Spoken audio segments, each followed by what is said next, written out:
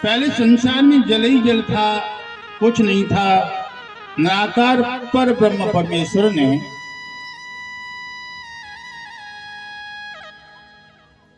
एक स्वर्ण अंडा पैदा किया।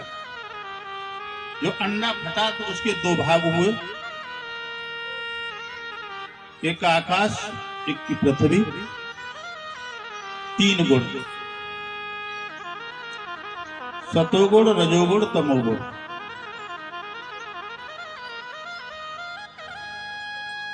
पांच तत्व पृथ्वी,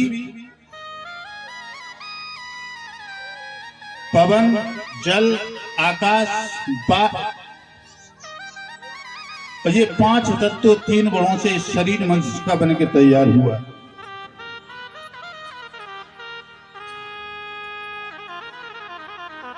एक कमल का फूल उत्पन्न हुआ।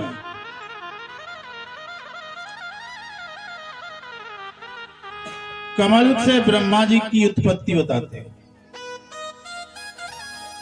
जब ब्रह्मा जी ने देखा संसार में कुछ दिखाई नहीं दे रहा है, जल ही जल है, तो ब्रह्मा जी कमल की टहनी पकड़ के खोज करने लगे, इसकी जड़ कहाँ है। हजारों वर्ष बीते, खोज नहीं कर पाए। ब्रह्मा जी को आकाशवाणी हुई। ब्रह्मा, अचंभे की कोई बात नहीं है, आप सृष्टि की रचना कीजिए। तो ब्रह्मा ने सबसे पहले अपने शरीर से 4 पुत्रों को उत्पन्न किया, सनक, सनंदन, सनातन, संत कुमार।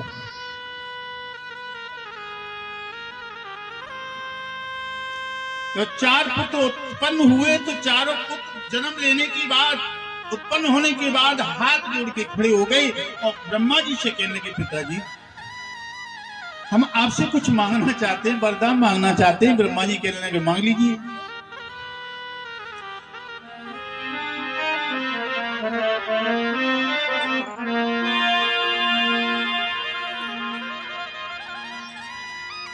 कि बे बोले प्रभु इतना वर दो, प्रभु के ही यश में सने रहें।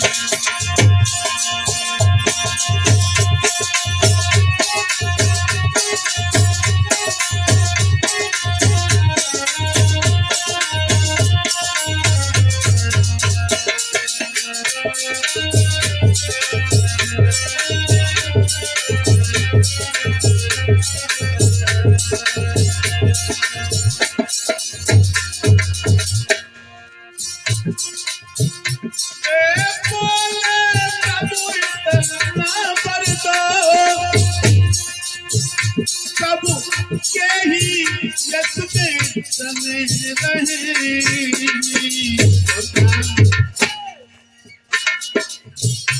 माया ममता से बचे रहें, माया ममता से बचे रहें, और 5 बरस के बने रहें।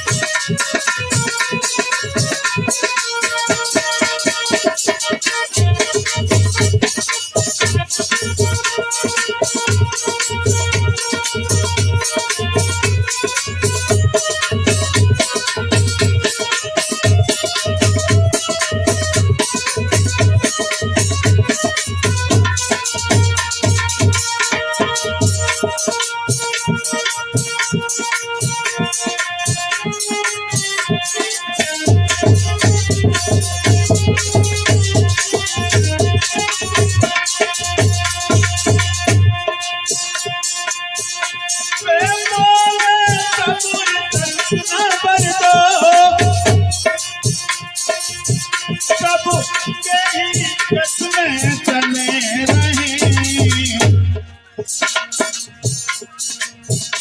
माया ममता से बचे रहें, और 5 बरस के बने रहें।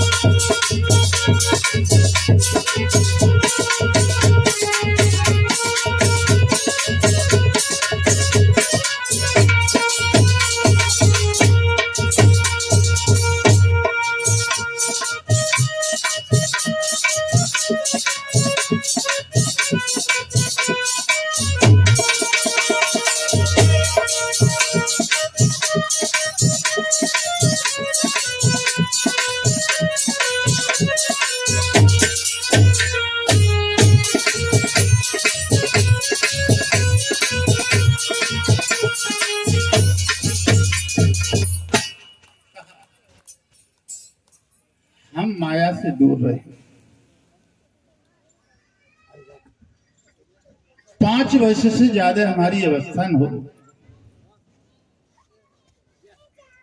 और हमेशा भगवान के चरणों में हमारा ध्यान रहे। ब्रह्मा जी ने कहा तथा अस्तु ऐसा ही होगा। जाइए, तो चारों पुत्र चले गए कहा? पुत्र का आश्रम में तपस्या करने के लिए।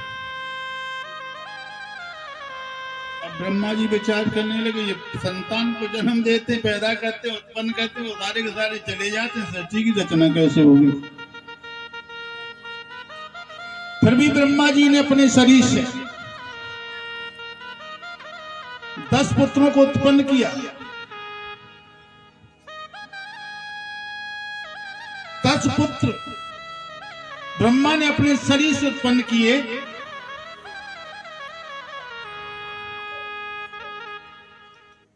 श्री सूत जी समझाते हैं शौनकादिक ऋषियों, वो 10 पुत्र पुष्कर क्षेत्र में तपस्या करने चले। अब ब्रह्मा ने एक कन्या को उत्पन्न किया मुखारबिंद से, जिसका नाम था सरस्वती।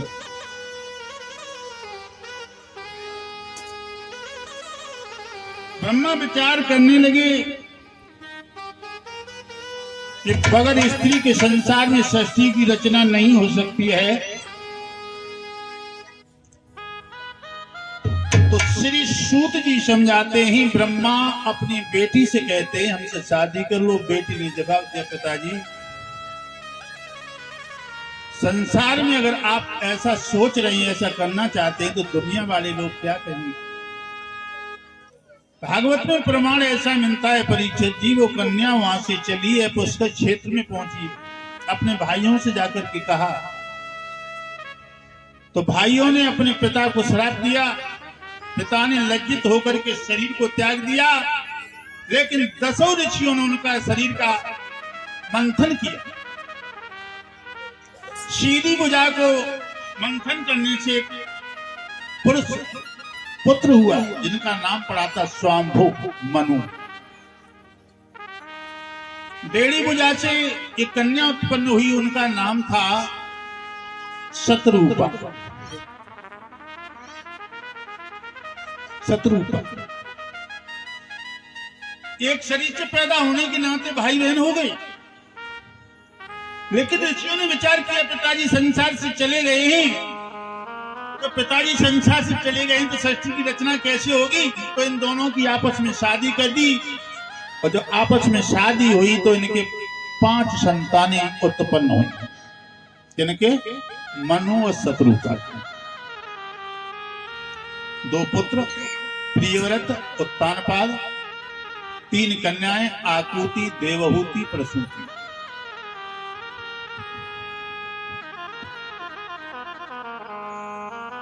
तीनों की शादी हुई। इस तरह से सृष्टि की रचना बताते हैं, भागवत में प्रमाण मिलता है। मनु स्मृति में मनु महाराज ने जो मनु स्मृति लिखी है, उसमें स्वामी दयानंद महाराज ने सत्यार्थ प्रकाश नाम की एक पुस्तक लिखी, उसमें लिखा है, मनु महाराज ने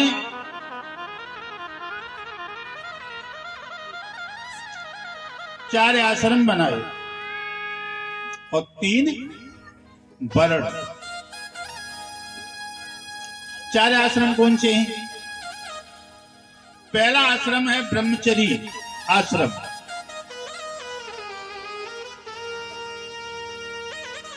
दूसरा आश्रम है गृहस्थी, तीसरा वानप्रस्थ, चौथा सन्यास। वर्ण कौन से? ब्राह्मण, क्षत्रिय, वैश्य, शूद्र। ये शरीर से ये 4 वर्ण, 4 आश्रम। ब्राह्मण किसे कहते हैं? मुखारबिंद को। वैश्य पेट को कहते हैं, उदर को। क्षत्रिय भुजाओं को बताया है, शूद्र पैरों को बताया। महर्षि दयानंद लिख रहे हैं सत्यार्थ प्रकाश नाम की पुस्तक में,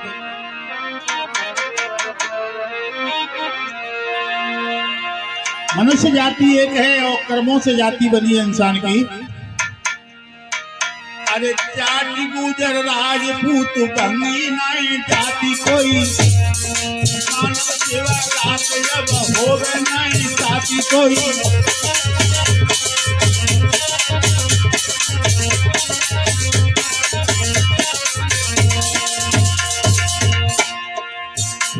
स्वामी दयानंद जो आज समाज के विख्यात संत हुए हैं वो लिख रहे हैं, जाति गुजर राजपूत बनी नहीं जाति कोई, मानव सेवा रात अब हो नहीं जाति कोई। शराब पीता मिल जाए अगर कहीं बराती कोई, मार मार घूसा तो मत छोड़ दियो छाती कोई।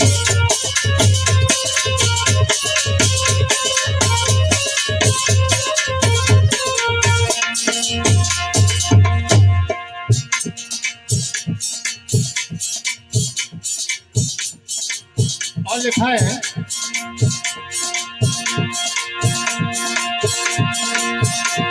शराब पीता मिल जाए अगर कहीं बराती कोई, मार मारी घूसा तो मत तोड़ दियो छाती कोई।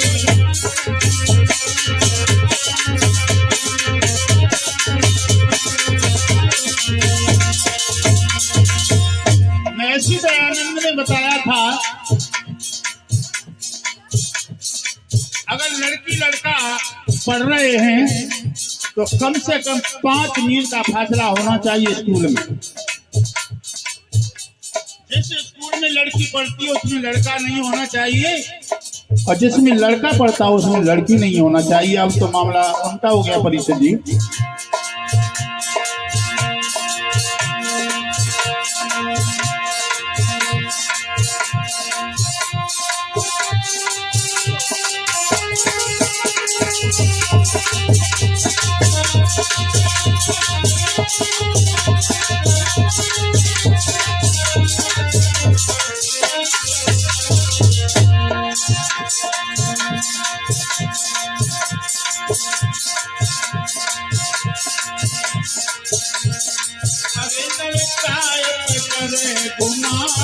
कोई नहीं अमर भयो दुनिया,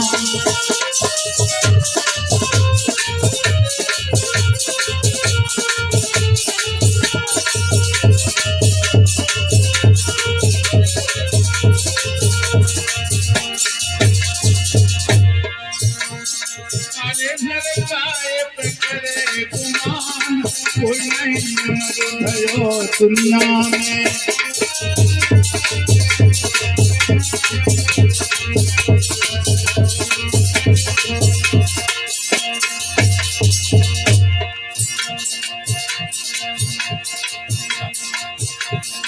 अर्जुन से बलधारी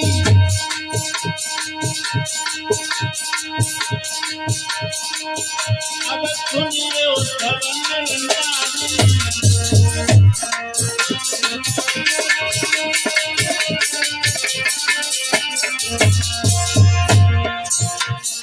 मारे तक कोई नहीं अमर भयो।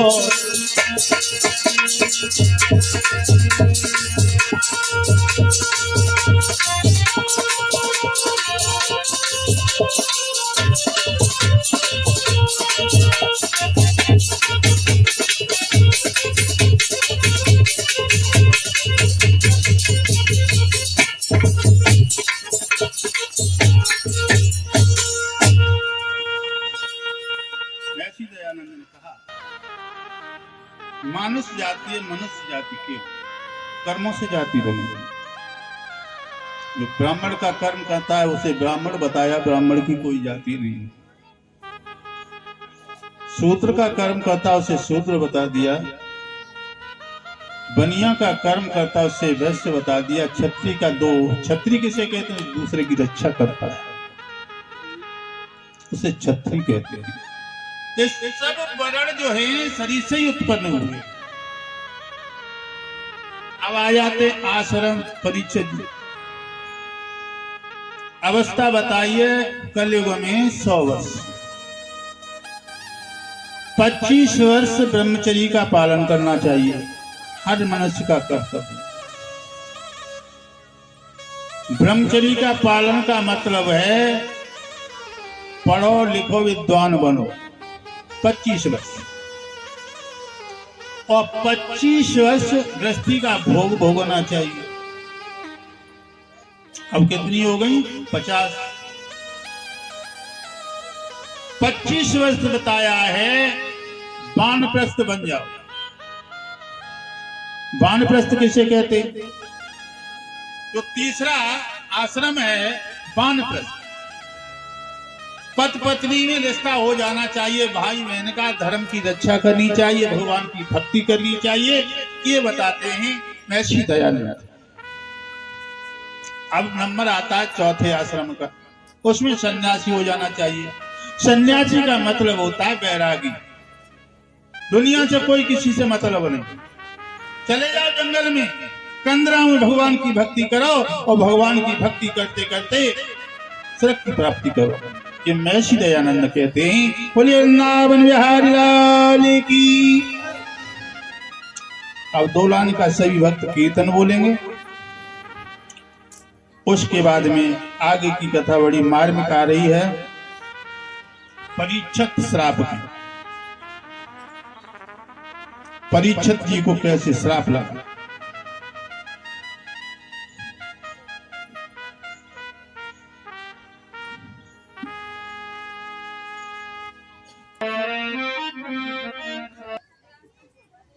अच्छा जब बताओ, घर घर में लड़ाई क्यों होती है? भाई भाई में झगड़ा क्यों होता है बताइए? उसमें कुछ कारण तो है। लड़ाई झगड़ा होने का मतलब नियत में खोट है। भाई भाई में किसी न किसी भाई में कमी है, तभी झगड़ा होगा। महाभारत की लड़ाई जो हुई थी, सत्य और असत्य की लड़ाई थी।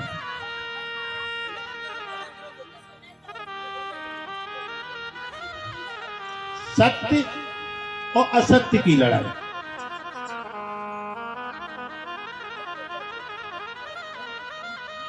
और सत्य में दम होता है, असत्य में दम नहीं है।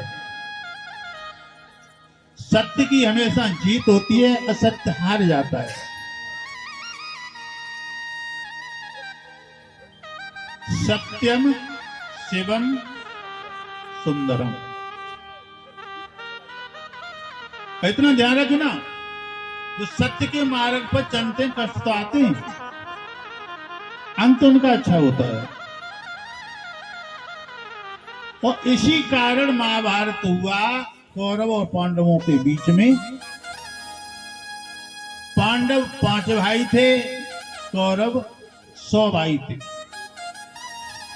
100 भाइयों का अंत हो गया।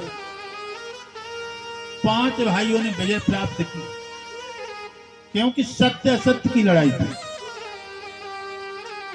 दुर्योधन ने अपने चचेरे भाइयों को 5 गांव रहने के लिए नहीं दिए। महाभारत में ऐसा प्रमाण मिलता है, कौरवों ने, दुर्योधन ने अपने पांडव भाइयों को एक सुई की नोक होती है उसके बराबर जगह नहीं दी, इसलिए महाभारत हुआ। अब ऐसा अत्याचार करो तो फिर क्या होगा? और सत्य की तरफ भगवान होते ही एक दिन नहीं, 18 दिन में 18 छोड़ी सेना समाप्त हो गई।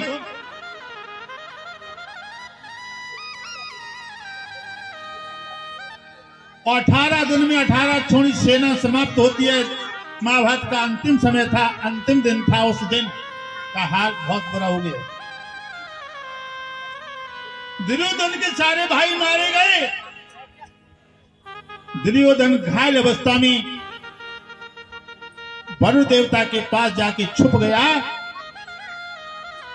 दुर्योधन के एक शिष्य थे जिनका नाम था, वो गुरु थे, उनका नाम था द्रोणाचार्य, उनके बेटे का नाम था अश्वत्थामा।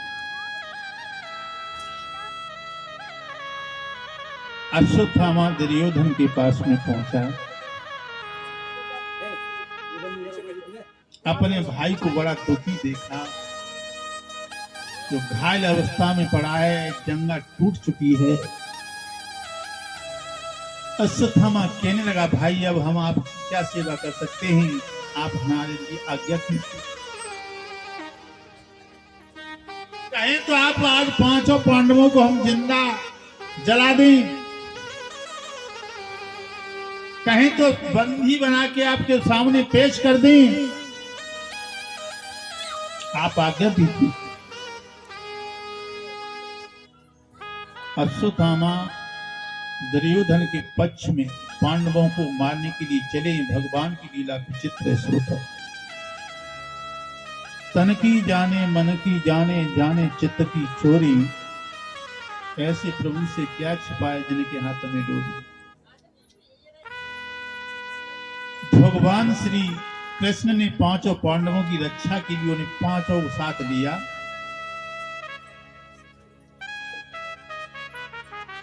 कहीं दूर निकल गए। द्रौपदी की 5 बेटाएं जो पांचों पांडवों के माध्यम से उत्पन्न हुई थी, वो डेरों के अंदर सो रही थी। सोते वक्त अश्वत्थामा ने पहचान नहीं पाया कि ये पांडव हैं या उनके पुत्र। सोते वक्त पांचों के गले काट दिए और पांचों के शीश को लेकर के अश्वत्थामा चला है दुर्योधन की तरफ। जब दुर्योधन ने देखा इधर मैया द्रौपदी का बुरा हाल है,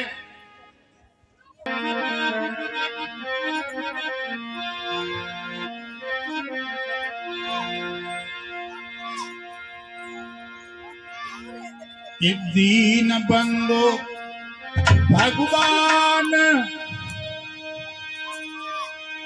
अरे राजा तुम सुन लो अब गिरधारी रे।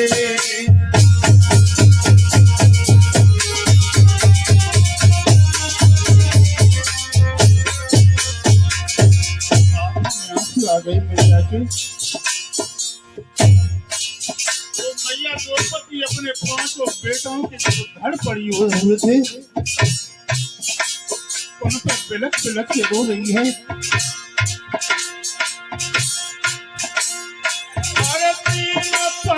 भगवान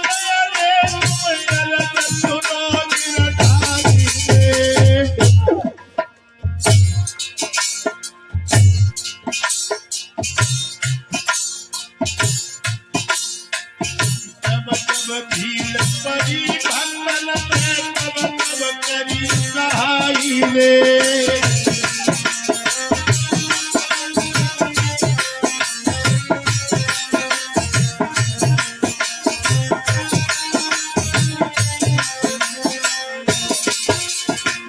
कहने लगी, प्रभु एक दिन वो था भरी सभा के बीच में दुशासन साड़ी को खींच रहा था। दुशासन मुझे नगिन करना चाहता था, आपने मेरी इच्छा सुनी।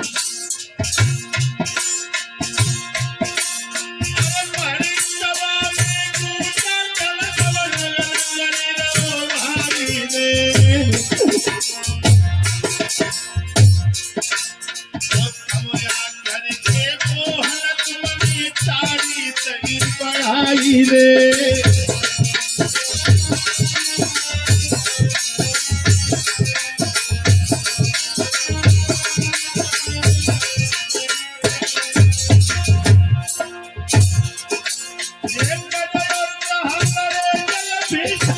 की जान बचाई रे,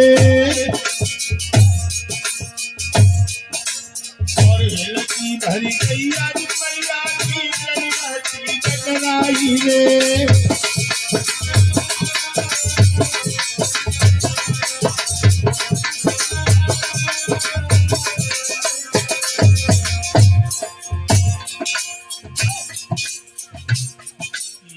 दीनानाथ, आज हमारे बेटाओं की बात प्यारी के प्राण में पड़ी है। कहाँ हो प्रभु, कहाँ चले गए आप? मेरे पति भी नहीं है यहाँ पर।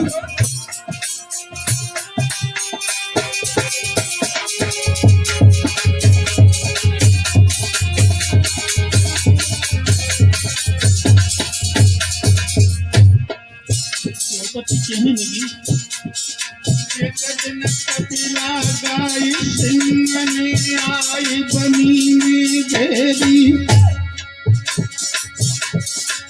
ऐसी अतीला ना सकता भाई मेरी।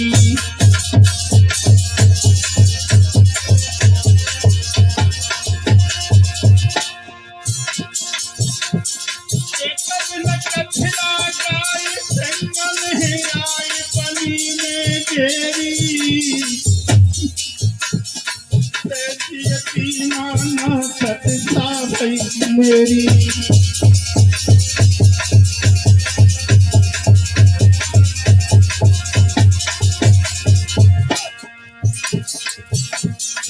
अब तो करियो याद मात गैया चीज लग रही।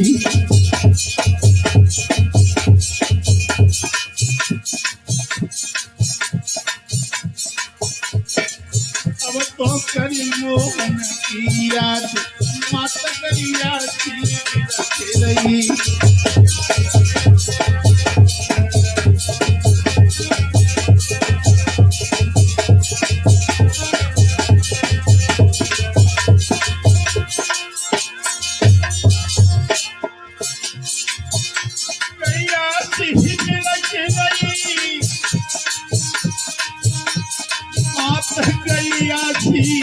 लग रही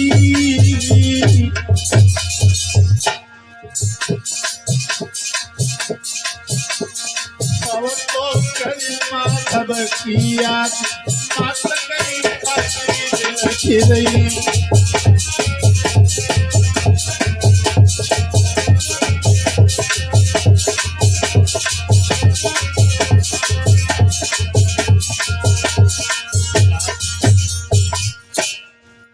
रो रही है। इधर भगवान योगी राज कृष्ण पांडवों के साथ में किसी वन में थे। भगवान समझ गए आज बहन द्रौपदी पे भारी कष्ट। पांचों पांडवों को साथ लेके चले ही जहां पैरों के अंदर खून बह रहा है। द्रौपदी के पांचों बेटाओं की धड़ पड़े हुए शीश गायब हैं। मैया ने जैसे भगवान को आता हुआ देखा, कहने लगी प्रभु आ गए आप, हमारी परीक्षा कर ली आपने। आप एक पुरुषोत्तम हैं, मैं तो एक अबला नारी हूं, आप हमारी परीक्षा क्या कर रहे? अगर आपके खेल में और कोई कसर बाकी उसको भी पूरा कर लो। द्रौपदी कहने लगी,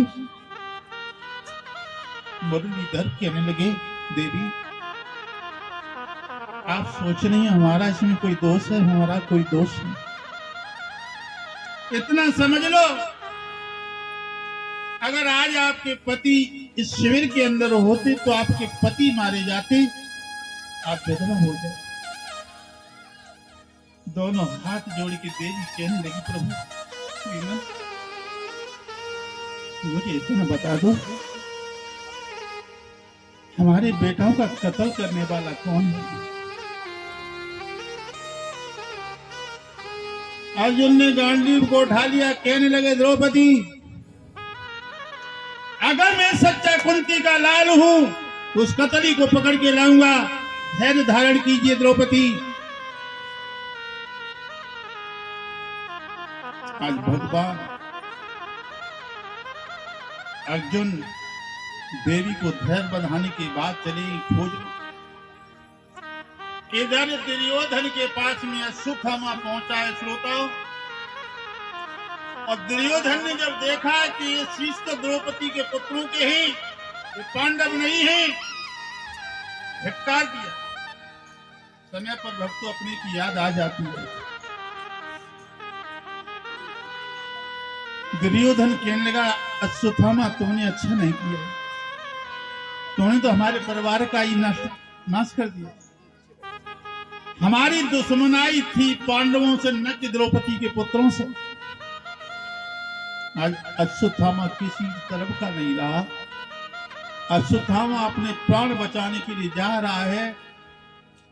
इधर व्यास जी महाराज का सत्संग चल रहा था, लंबी भीड़ थी।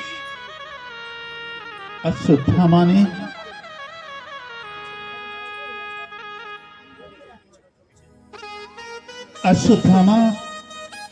छुपने के लिए उसी बीच में बैठा।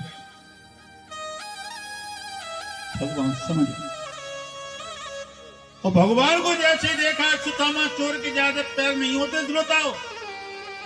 अगर कोई चोर है, चोरी करने वाला हो, उसे हमेशा पुलिस से डर रहेगा। और उसके सामने अगर कोई होमगार्ड का भी आ जाए ना, अब वो अपने काम से आया हो, उसे डर जाएगा निश्चित है।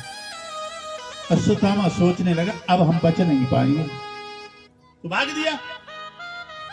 जल्दी जल्दी में उसके दिमाग में विचार आया, उसके पास में एक तीर था, सरंगी सर। वो चलाना जानता था, लेकिन उसे वापिस करना नहीं जानता था।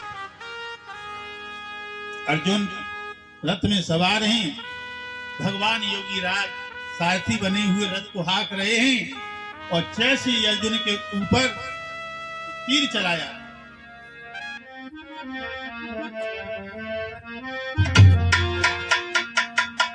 कि द्रोणी ने संगी शरताना, जिनको न पात पहचान सके।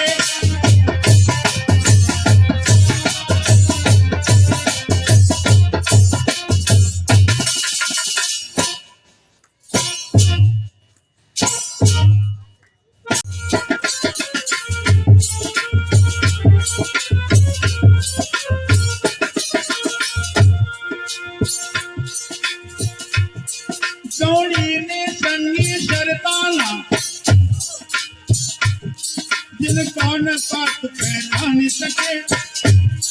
मूवी में वहां पर मोड़ सके, अपना भी धनुष न तान सके।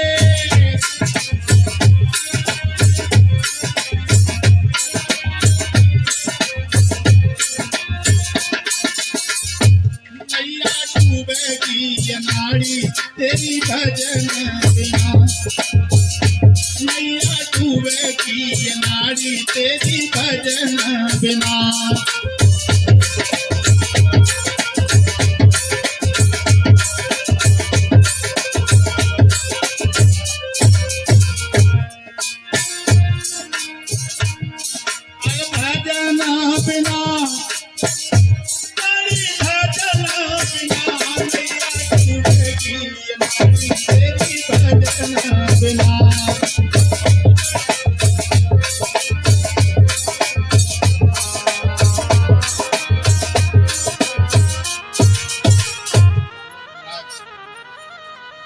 अर्जुन घबरा गए उस सर को देखकर।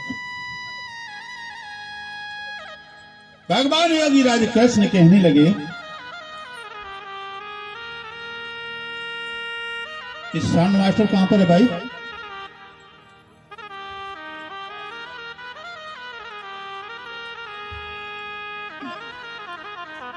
घबराओ नहीं, जो बाण आ रहा है इसे तुम चलाना भी जानते हो, उसे वापस करना भी जानते हो। भगवान की सहायता से आज अश्वत्थामा को पकड़ लिया, रथ के पीछे बांध लिया,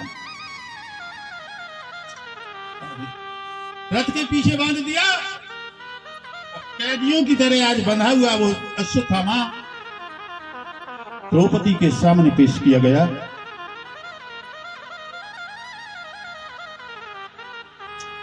जब द्रौपदी के सामने पेश किया गया है,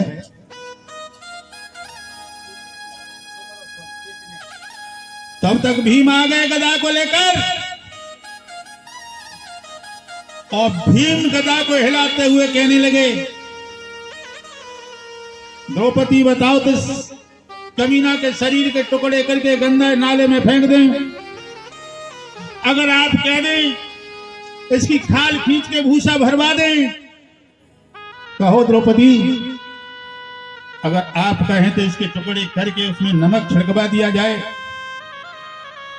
द्रौपदी कहने लगी ठहर जाओ, मैं जानती हूं आप बड़े बलशाली हैं। वो दिन मुझे याद है जब भरी सभा के बीच में दुशासन हमारे चीर को खींच रहा था। हमारे 5 पति, इनकी गर्दन नीचे झुकी हुई थी और वहां पर सभा में बैठे देख रहे थे। तो धर्म पर चलने वाले धर्म ही कुछ नहीं कह रहे थे। हमारे दादा भीष्म भी सभा के अंदर उपस्थित थे। वो दिन में भूल नहीं गई हूं। तो क्या बोली है वो देवी, आज मुझे बड़ा दुख हो रहा है। जिस नारी का एक पति होता है उसे अपने पति पे बहुत बड़ा घमंड होता है। क्या बोली, अरे ये कपति की नारी पति को जाने लगत प्राण से प्यारी रे।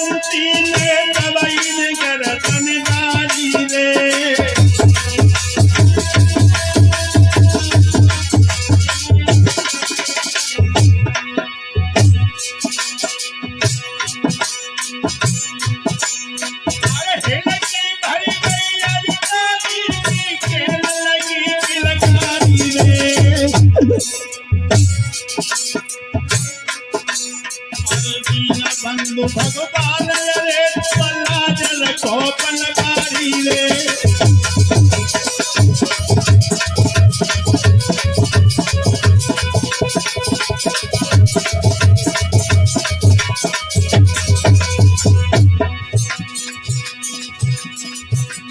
तीन बंधु भगवान रे पल्ला जल को पलकारी रे।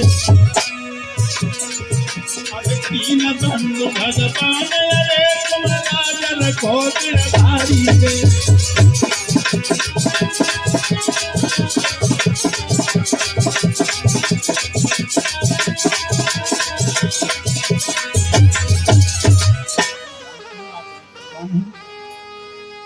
वो दिन में भूल नहीं गई हूं। भगवान योगी राज कृष्ण अश्वत्थामा के सामने पहुंचे, कहने लगे, अश्वत्थामा, जाति के तो ब्राह्मण हो, काम अच्छा नहीं किया।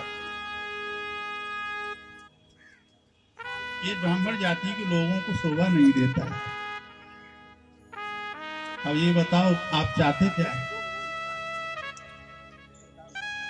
दोनों हाथ जोड़ के अश्वत्थामा बोला, प्रभु आप हमें मार देंगे तो आपका न्याय है, आप हमें छोड़ देंगे तो आपकी दया है। वैसे ही अर्जुन ने जैसे ही तलवार को उठाया, कोई बीच में द्रौपदी कहने लगी, ठहर जाओ, ठहर जाओ। धन्य उस देवी। कहा अगर आज ब्राह्मण देव को आप मार भी देंगे तो हमारे 5 बेटा जिंदा नहीं होंगे। कुछ दया कीजिए। धन्य उस देवी को, जिस देवी को जन्म दिया, जिस मां ने, उस मां को धन्य है। और धन्य आज कलयुग की माताओं को जो अपने पति का बात बात पर अपमान कर देती है। मैं सबकी बात नहीं कर रहा, मैंने देखा है, मैंने देखा है, कई कई जगह देखा है। तो ये याद रखना, जो स्त्री अपने पति का बात बात पर अपमान करती है उसका जीवन में कहीं ठिकाना नहीं लगता।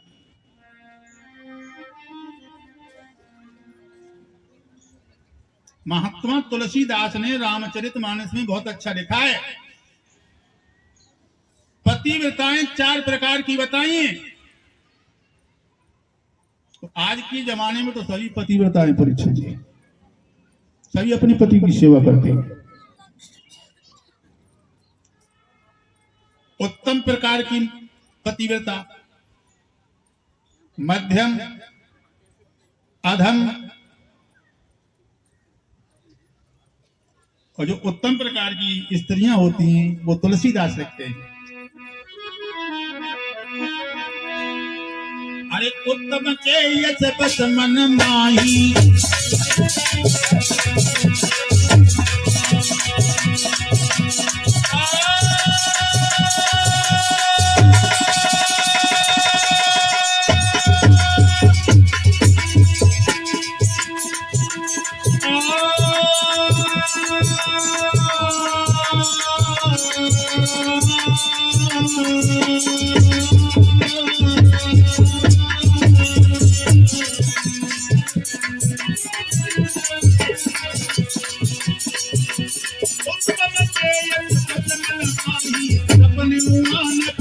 कोई नहीं।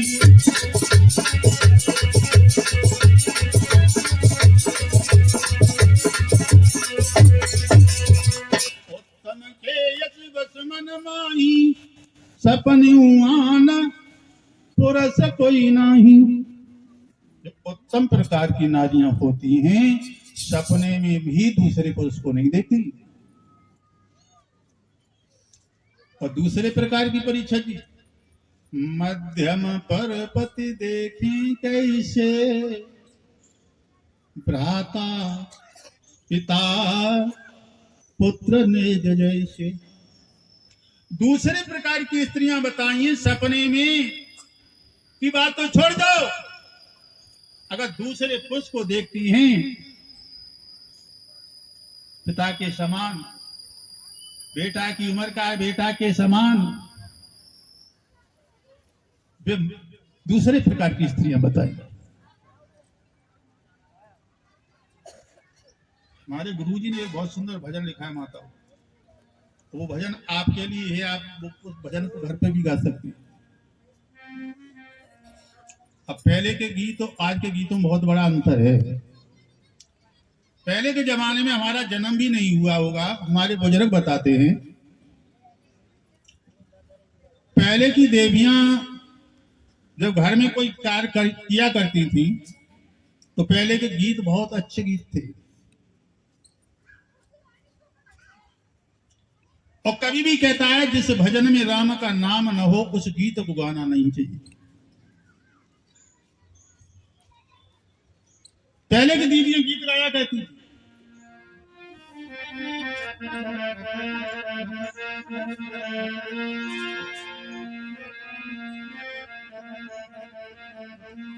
तो आज की गीत बहुत अंतर होगा। आज के ऐसे ऐसे गीत हैं उनका कोई अर्थ ही नहीं। तो गुरु जी लिखे हैं, बहुत सुंदर भजन लिखा है उन्होंने कि वो घर पे कुंठ समान समान जा घर पति बिरता नारी हो। सभी बोलेंगे है ना।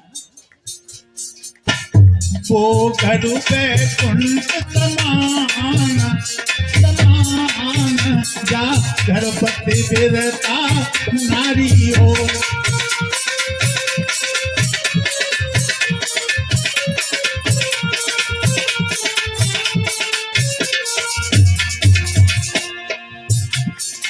उत्तम के यश बस मन माही सपनों मान पुरुष कोई नाही।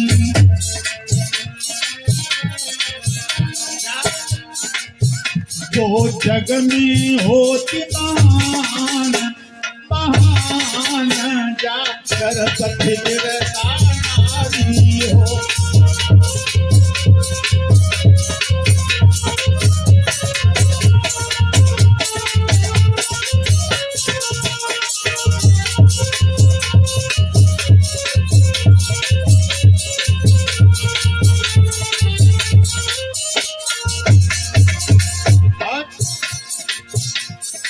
मध्यम परपति देखें कैसे,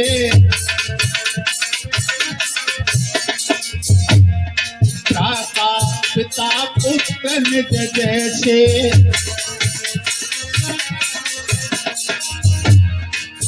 पति संग जले शमशान, शमशान जाकर पति गिरता नारी हो।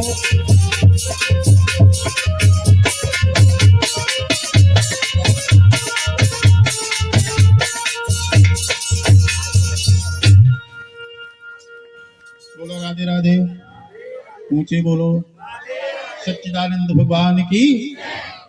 आज वो द्रौपदी कह रही है इन ब्राह्मण देव को छोड़ दीजिए, जिसका बेटा मार दिया, एक नहीं पांच। तो आजकल अगर किसी के पति से बाहर कहीं झगड़ा हो जाए परीक्षक जी, तो यही चैलेंज कर देंगी घर पे असल पापा के हो तो बदला लेके तुम्हें जाते जाते मारे जाए वहां पे, असल की हो।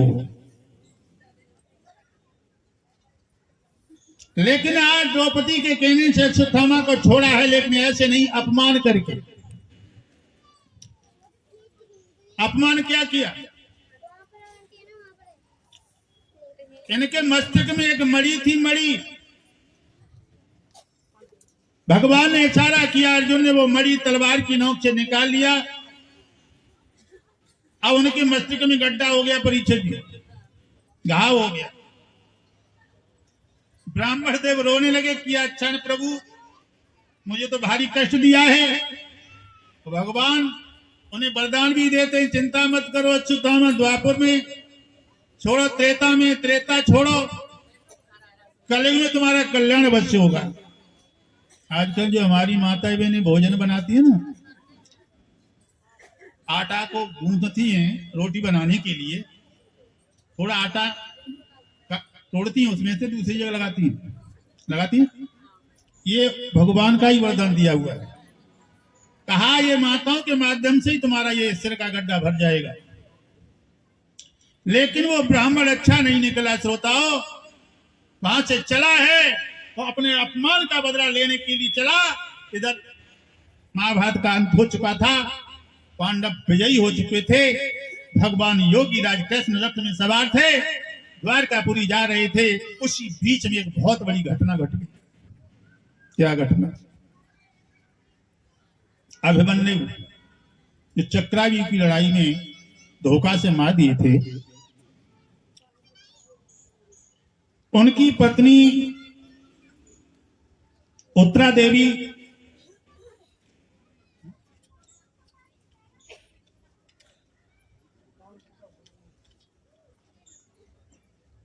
लड़ाई धोखा में मारे गए थे। उस समय वो गर्भवती थी। आज वो ब्राह्मण देव सोचने लगे ये बच्चा मर जाएगा तो पांडवों का नाश हो जाएगा। भगवान योगी राज कृष्ण रथ में सवार हैं, उसी बीच में एक घटना घटी। क्या किया इसने? अश्वत्थामा ने एक ब्रह्म बाण लिया, उत्तरा देवी के ऊपर छोड़ दिया।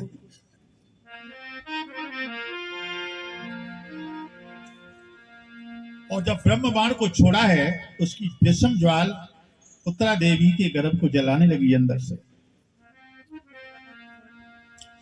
कि उस ब्रह्म बाण की विषम ज्वाल भीतर ही गर्भ जलाने लगी।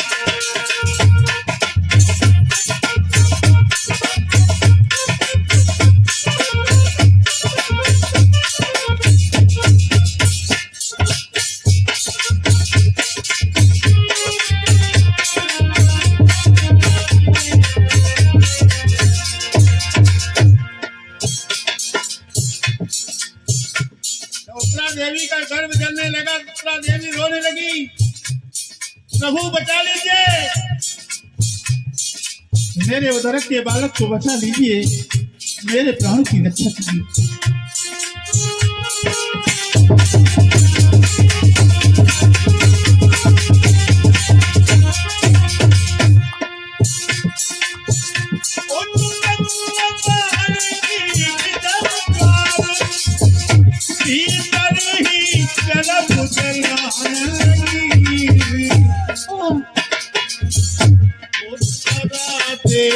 का पति हुई, उत्तरा देवी का पति हुई, मोहन में हाहाकार लगी।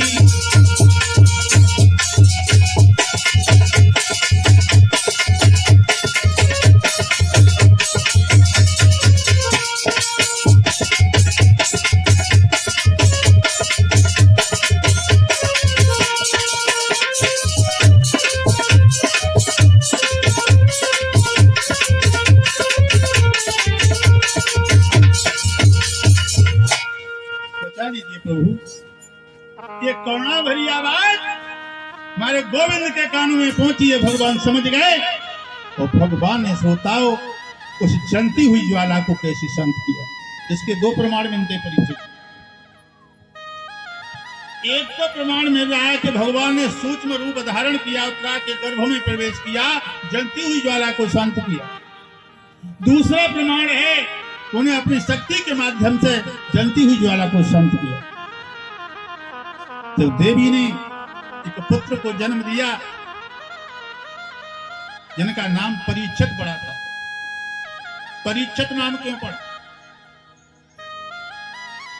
परीक्षित नाम इसलिए पड़ा जब ये मां के उदर में थे तो भगवान ने सूक्ष्म रूप धारण किया, उत्तरा के गर्भ में प्रवेश किया, तो परीक्षित को दूसरे पुरुष के दर्शन हुए उस गर्भ में। जब ये मां के उदर से बाहर आए हैं तो इधर उधर देख रहे हैं, लंबी भीड़ लगी है। जब मां के उदर में था तो दूसरा पुरुष कौन सा था जो मुझे दर्शन दिए थे वो दिखाई नहीं दे रहा। विद्वानों ने परीक्षित नाम रखा क्योंकि वे परीक्षा कर रहे थे, देख रहे थे। अब इनका नाम परीक्षित पड़ गया। अब पांडवों के घर में किसी का ठिकाना